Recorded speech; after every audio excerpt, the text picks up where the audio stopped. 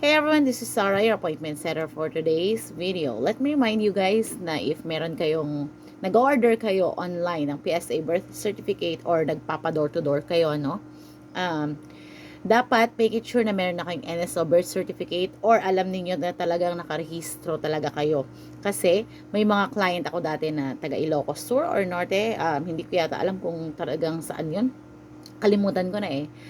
Nag-order siya door to door, ako ang nag-assist, no? And hindi ko naman na natanong sa kanya if meron siyang uh, ang alam ko kasi nag-assume na ako na nakarehistro talaga since matanda naman na.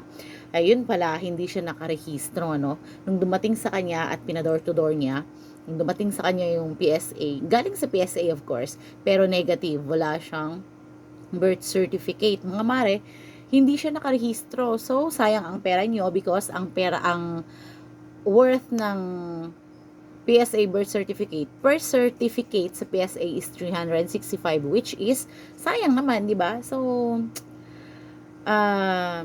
make it sure para hindi nasasayang ang pera natin na pinaghirapan, charot. So I hope na makatulong ang video na to and hope to see you on my next video. Tatalakayin natin yung mga ibang details, mga Mars. Bye.